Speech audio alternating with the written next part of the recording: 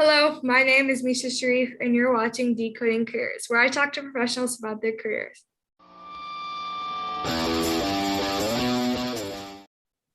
Today we have Razia Mirza, who works as a solo esthetician for Razi Aesthetics. Now, here's some information about becoming or being an esthetician. On average, the salary for an esthetician ranges from about $24,000 to $62,000, but a solo esthetician can earn from 6 to 7 figures. Estheticians must have a cosmetology degree to practice, but in general, it will probably take about 2 to 4 years of schooling. So, Razi, how are you? I'm doing good, Misha. How are you doing? I'm doing great. So, I know you have your own company. Can you tell me what gave you the inspiration to pursue and become a solo esthetician and make your own company? So the fact that I can do everything the way I want to without anybody else ruling and making rules for me. I'm somebody who wants to be a leader in the field and want to just execute the orders myself and make those orders. That's why I felt it would be better to go solo, since I worked with a lot of other practices and there were changes that I wanted to bring in the practice and I wasn't able to do that. Finally, working for myself gives me the ability to actually do it. Oh, okay. So it is like a lot about independence. And your skin right now, it looks great. I can see it like shining. And Thank if you you. don't know, to all the viewers, an esthetician is somebody who takes care of other people's skin and just make sure it's like at its best health and make sure it's healthy.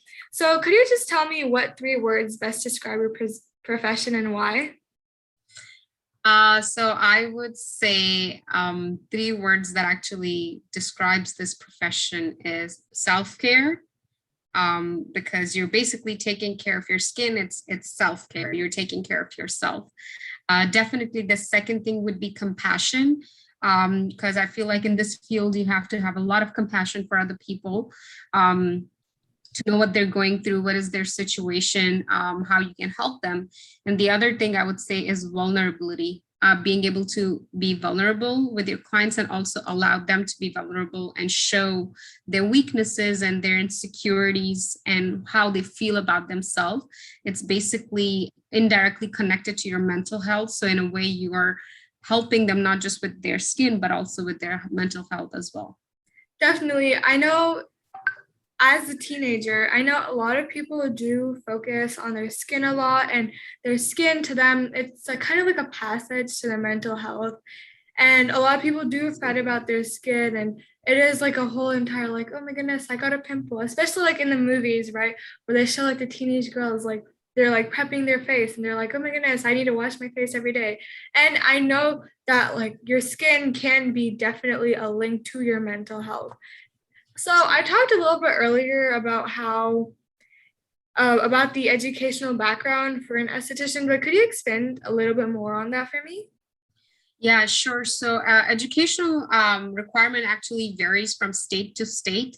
Some states require you to have 1,200 hours, academic hours. Some state requires 600 hours. So in US, it's a little bit different, but in other countries like Europe and those other countries, usually they require a national certification sometimes, but in US, it's different. So what I would say is that after high school, going to an aesthetic school is usually the best idea, which sometimes can take about from anywhere from 9 months to 16 months. Everywhere is different, so it's hard to tell which place they want to go and how much education. Also, it depends which area you want to practice. Some people can also practice, can be clinical estheticians. Basically, they work with like acne, they work with melasma treatments and stuff. So for that, sometimes you want to be also licensed as a nurse as well if you want to do advanced studies. So somebody who is like not nurse, they can also go and get a license for aesthetics, and then they can practice. Oh, okay. So it is kind of broad. It's kind of like you can do it yourself, you can choose what you want. And that is how education is. But other than that, I know it's like a lot of treatments, and sometimes there can be new treatments and becoming an esthetician. So are there any special certifications or trainings that Yeah. are required? Yeah, absolutely. So after you're done with the schooling, in the school, you basically learn the basics of skin and everything else, and how to maybe wax and like do eyelashes and things like that. Now, if somebody after that they want to practice, as I said, they want to be an acne specialist, they would have to probably take classes and extra certification to be an acne specialist. And in that process, you also need to take classes how to learn and do perform chemical peels. You have to learn how to do Botox and not sorry, Botox, but microneedling and stuff as well. So yeah, depending on which area you want to go, you can definitely expand and have more certifications and stuff. The more certification you have, the more you're investing in your knowledge, the better you will be able to help your clients. Yeah, obviously, the more educated you are, the more specialized you are, the more you can help other people and the more you know what you're doing. So I definitely think education is important, and constantly renewing your education is also something that Absolutely. is really good. But could you describe to me a typical day in your job? So a typical day, basically, sometimes when you're a solo esthetician, it's up to you how many hours you want to work, since you don't have to work for somebody else. So you set your own hours. I am off Mondays and Tuesdays, but other than that, the rest of the week, I would start working from 10 a.m. to 6 p.m. I take clients, and during that time, I have consultations. Sometimes in between that, I have treatments. So it just depends. Also, when you're a solo esthetician, you're actually one person business. You are doing everything. You have to do your inventory, you have to do the accounting, you also have to make sure you have enough products. So those things also count. And on the weekends, since social media is now like a big influence and everybody basically is on social media, so that's a place where we advertise. So I have to like post content, come up with some creative ideas, and like create content for skincare, educate people, because education in my field is really, really important.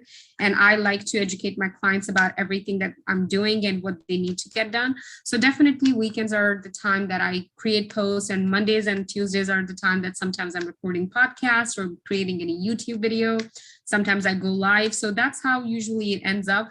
Even after 6 o'clock, once I'm done, I'm not actually done, because I do type notes for all the clients, and then I customize their PDF routine and everything. Then I send that over to them. I follow up with the clients who have previously got the treatment done, just to check up on them. So I sometimes end finish working by 9:30, 10 o'clock. Oh wow, that's a lot. That's a lot of work. Yeah, And it I'm is. pretty sure with everything, there are definitely a lot of skills required, like organization and just everything in general. It seems like so much. Could you tell me what you think are the three most important skills that are needed for your job? Communication is number one. You should, like any esthetician, should be able to communicate the right way with their clients. Education is another one, that you have to have the educating skill where you are able to educate the client and tell them what they're doing.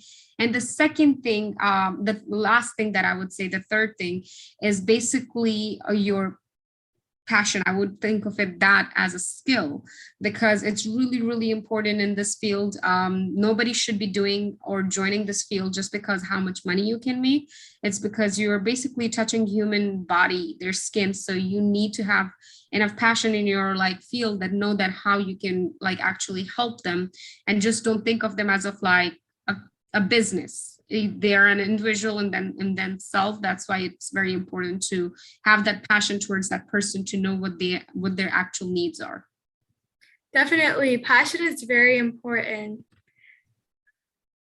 Definitely, passion is very important, especially as somebody who is you're treating other people. You need to have like the passion, the empathy, and like the willingness to go and here, let me help you out with your skin. I think that is definitely something that is super important. Not only that, but also communication, right? Because you want to talk to them and make them feel comfortable. That is definitely those two are definitely two things that I would say are extremely needed. So Mhm. you were I've been touching on this a couple of times, but you were saying that you work honestly a long time from 10 to basically 9:30, right? So what are other than like the time balance, but what are some of the challenges that come with your profession?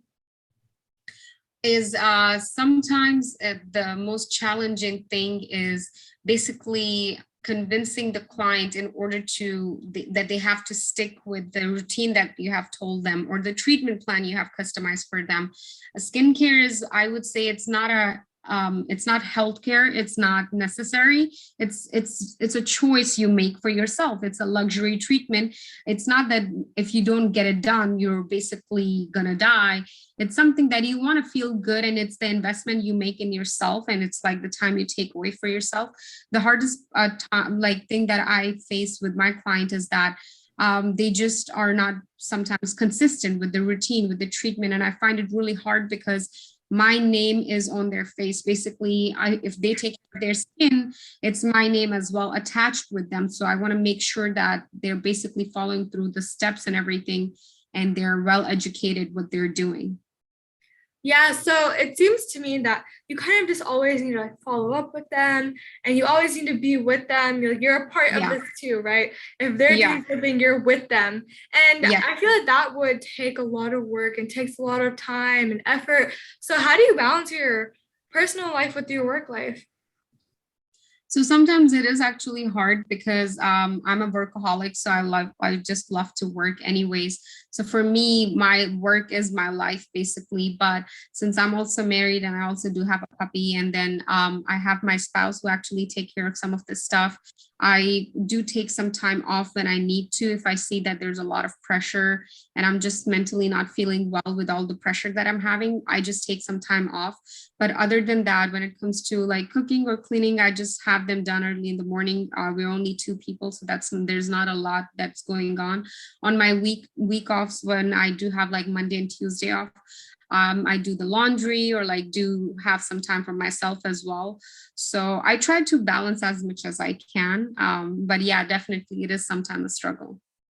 Yeah, so I've obviously interviewed other people and they have told me the kind of same thing. And going back to what you were saying earlier, you were saying that it does affect your mental health, like your mental health affects your skin and your skin affects your mental health.